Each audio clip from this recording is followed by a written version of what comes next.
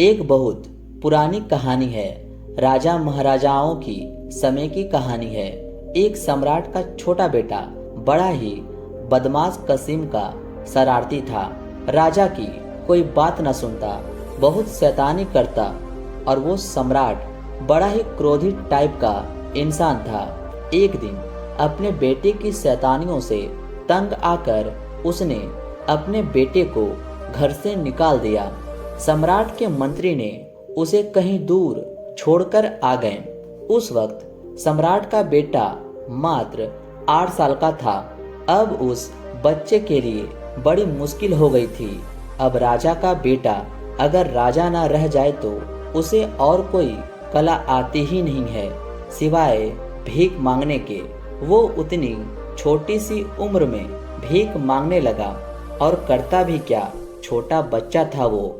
धीरे धीरे समय अपनी रफ्तार के साथ चलता रहा और बहुत वर्ष बीत जाने के बाद उसे याद ही न रहा कि वो कभी राजकुमार हुआ करता था और महलों में सुख सुविधाओं में रहा करता था। याद रखना भी दुखदाई था। इस बात को भूल जाना ही अच्छा था, वरना दर दर की ठोकरें खाना, गिड़गिड़ाना, भीख मांगना, लोगों के दुत्कार सहना, ये सब उस बच्चे के लिए सहना बहुत मुश्किल हो जाता अगर वो याद रखता कि मैं राजकुमार हूँ। हमारे मन की एक खूबी होती है, वो हमारे यादों को बदलता रहता है। जीवन की परिस्थितियों के मुताबिक परिवर्तन होता रहता है। जो लोग अपने यादों से जुड़े होते हैं वो जीवन में कभी आगे नहीं बढ़ पाते, क्योंकि उनकी यादें उन्हें पीछे खींचकर ले आती है। धीरे धीरे काफी समय बीत गया और सम्राट का वो बेटा अब बड़ा हो चुका था। दूसरी तरफ उसका पिता यानी कि सम्राट अब बूढ़ा हो गया था। कोई 75 साल की उसकी उम्र हो गई थी। बेटे की उम्र भी अब 50 साल के करीब हो गई थी।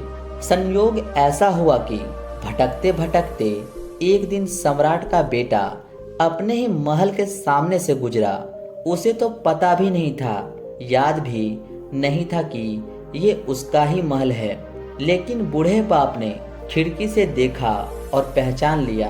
अपने मंत्रियों और दरबारियों को साथ लेकर उसके पीछे भागा कि इसे पकड़ो, ये भिखारी तो मेरा बेटा है। वृद्ध अवस्था में बाप का क्रोध भी समाप्त हो चुका था।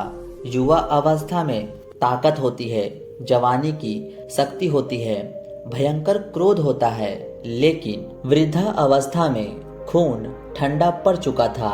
पुत्र के प्रति नाराजगी जा चुकी थी।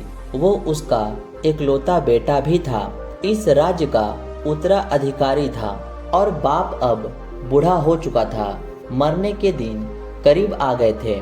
उसने अपने बेटे को बहुत ढूंढा था, लेकिन वो कहीं पर भी मिला नहीं था। संयोग की बात थी कि वो महल के सामने से भीख मांगते हुए निकल रहा था। सम्राट उसके पीछे अपने दरबारियों के साथ भागा, लेकिन ये देखकर वो भिखारी डर गया। बहुत जोर से भागा, पूरी जिंदगी में इतनी तेजी से नहीं भागा होगा।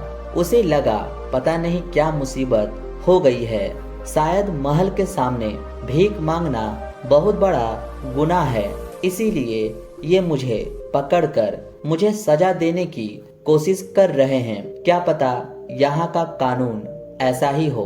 बेचारा जान बचाकर भागा और उसको पकड़ नहीं पाए। उस सम्राट के मुख्यमंत्री ने कहा कि महाराज, शायद उसको याद नहीं है कि आप उसके पिता हैं और वो आपका पुत्र है। वो समझ रहा है कि हम उसको सजा देंगे, इसलिए वो भाग गया। इसका मतलब उसे बिल्कुल नहीं पता। अब कुछ उपाय करना होगा। उसे कैसे बताएं कि वो राजपुत्र है, इस राज्य का अधिकारी है। सम्राट तो ये सुनकर रोने लगा और कहा कि कहीं से भी मेरे बेटे को मेरे लिए वापस लेकर आओ। मंत्रियों ने कहा कि महाराज, आप धीरज रखना।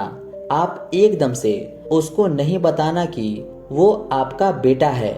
हम लोग धीरे धीरे उसे फुसलाने की कोशिश करेंगे, क्योंकि इतनी बड़ी बात है, वो यकीन नहीं कर पाएगा तो क्या पता पागल हो जाए, डर जाए, सोचे कि पता नहीं कौन सी चाल चल रहे हैं ये लोग। धीरे धीरे उसकी खोज की गई। एक साधारण सी सिपाही उससे मिला और कहा, सम्राट के यहाँ एक सफाई करने वाले की जरूरत है। अगर तुम ये नौकरी करना चाहो तो तुम ये काम कर सकते हो।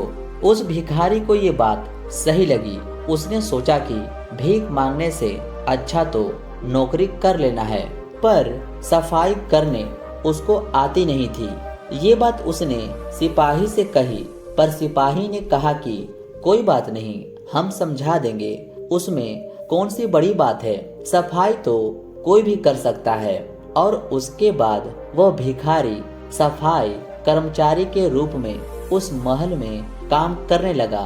कुछ महीने काम करने के बाद उसे उसी महल में माली के रूप में बगीचे में काम मिल गया। बगीचे वाले ने कुछ सिखा दिया कि ऐसा करना है, पौधों में ऐसे पानी देना है, कटाई कैसे करनी है पौधों की।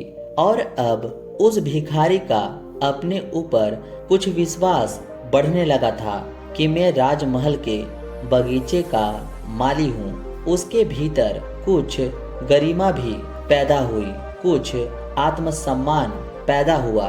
कुछ दिनों के बाद उसे दरबार का कार्य दे दिया गया। अब तो कभी कभी सम्राट बगीचे में घूमते हुए मुस्कुराकर उसके तरफ देखते, उसे बहुत अच्छा लगता। कभी कभी सम्राट उसके पीठ भी थपथपा देते कि तुम बहुत अच्छा काम कर रहे हो। तब तो कहना ही क्या, वो फूले नहीं समाता। 2 महीने बाद उसको मुख्य दरबान बना दिया गया, महल के खजाने का दरबान। अब तो उसके शान बहुत ही बढ़ गई थी।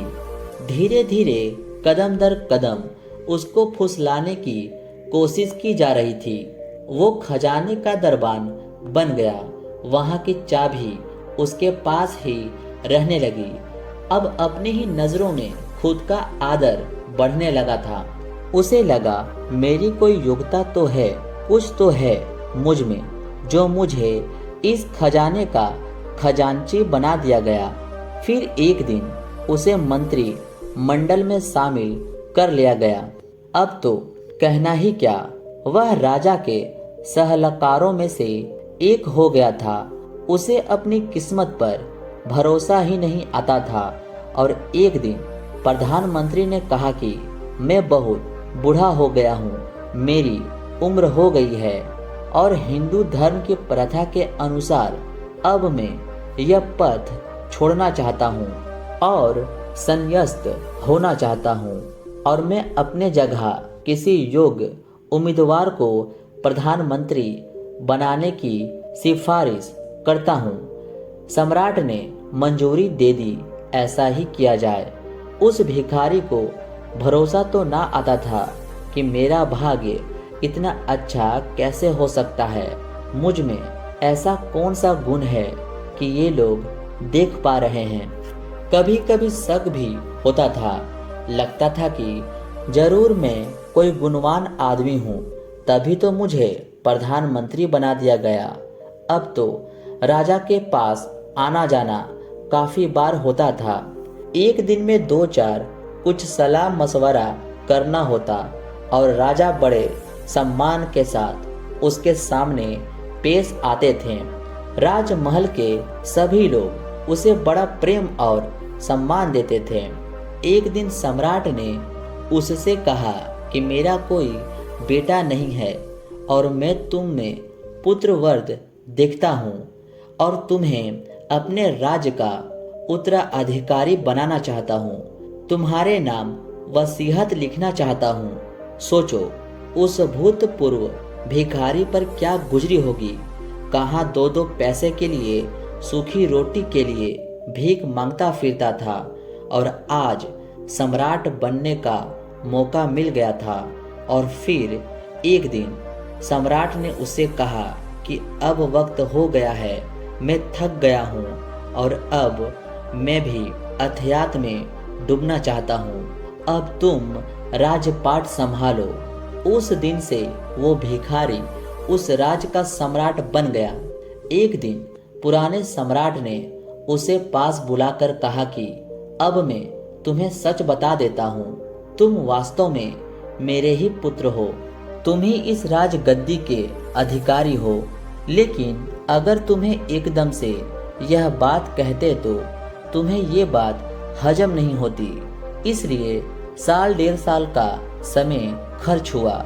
ये बात हम पहले दिन भी कह सकते थे, लेकिन तुम तो हमसे ऐसे बचकर भागे थे जैसे हम तुम्हें सजा देने वाले हो। उस दिन हम तुम्हारे पीछे तुम्हें बुलाने के लिए भागे थे, इस राजगद्दी पर बैठाने के लिए। उस युवक ने कहा कि आपने अच्छा ही किया। उस दिन तो मैं समझ भी नहीं सकता था, मैं तो सब भूल भाल चुका था, मुझे कुछ भी याद नहीं था। आज आप कह रहे हैं तो हल्की हल्की याद आती है। राजमहल की दीवारों को देखकर, खिड़की दरवाजों को देखकर लगता है पहले भी कभी देखे हुए हैं। साफ साफ नहीं, लेकिन धुंधले धुंधले याद आती है। जब वो युवा सम्राट मान गया, गद्दी पर बैठ गया, सम्राट घोषित हो गया, इसके बाद भी उसको रात में कभी कभी सपने आते थे। वो भीख मांगने लगता था सपनों में। लंबे समय तक, कोई 4-5 दशक तक उसने उसी भांति जीवन जिया था। दिन में तो सम्राट हो जाता, रात में फिर सपनों में भिखारी हो जाता। डरावने सपने आते कि कहीं भीख मांग रहा है और किसी ने उसे धक्का मारकर वहां से हटा दिया, दुत्कार दिया, अपमानजनक शब्द कह दिए। बीमार है और आज के लिए पैसे नहीं है, बरसात हो रही है और सर छुपाने के लिए छत नहीं है। बड़ी तकलीफों के दिन याद आते थे उसे सपनों में। दिन में तो सम्राट हो जाता था, चेतन मन तो उसका मान गया था कि मैं तो सम्राट हूँ। वो भी 1.5 साल में माना था, धीरे धीरे एक तरकीब से माना था, नहीं तो उस चेतन मन को भी मनाना मुश्किल था। लेकिन अब चेतन मन पिछले 50 सालों का वो कैसे माने। वहाँ जो रेखाएं खींची थी, जो यादें पड़ी थी, वो बहुत बड़ी थी। अपने बेटे की यह हालत देखकर उसके बूढ़े पिता ने एक इंतजाम किया। एक सन्यासी को बुलाया, उसको बताया कि समस्या क्या है। उसने उसे बताया कि ये दिन में तो राजा जैसा व्यवहार करता है, लेकिन सपने में फिर से भिखमंगा हो जाता है। रात भर दुखदाई सपने देखता है। इसके जीवन की कहानी 2 हिस्सों में बट गई। उस सन्यासी ने कहा कि थोड़े से सम्मोहन के प्रयोग इसके ऊपर करने होंगे। अवचेतन मन तक ये धारणा बैठानी होगी कि यह सम्राट है। अवचेतन मन को अभी तक यही लगता है कि ये भिखारी है। उस सन्यासी ने कोई 3 महीने रोज उस पर प्रयोग किए। उसको योग निद्रा में ले जाकर उसको सुझाव देता कि तुम सम्राट हो, भाव करो कि मैं सम्राट हूँ, मैं सम्राट हूँ। रात सोते समय ये प्रयोग करता। यही भाव करते करते वो उसे सुला देता। चित्रात्मक रूप से यह दिखाने की कोशिश करता कि तुम सम्राट हो। विशेषकर रात को सोते समय वो ये प्रयोग करता था। धीरे धीरे ये धारणा उसके अंदर बैठती गई और सम्राट होने की धारणा भिखमंगे होने से ज्यादा मजबूत हो गई। कोई 2-3 महीने का समय लगा, तब जाकर अवचेतन के ऊपर पुराने सपने समाप्त हो गए। सुनने में यह कहानी विचित्र लगे, लेकिन हम सब की यही कहानी है।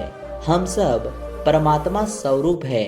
हमारी आत्मा स्वयं ब्रह्मा है, लेकिन हम भूल गए हैं और लंबे समय तक भूले होने की वजह से एक साधारण इंसान अपने आप को समझने लगे हैं। आज कोई तुम्हें कहे कि तुम ही परमात्मा हो तो स्वीकार करना मुश्किल हो जाएगा।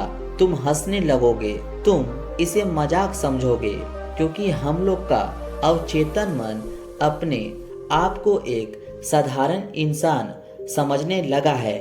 हमारा चेतन मन तो जानता है कि कण कण में परमात्मा बसता है, हर आत्मा ब्रह्मा स्वरूप है, लेकिन फिर भी कोई हमें कहे कि परमात्मा हो तुम, ये हमें मजाक लगता है।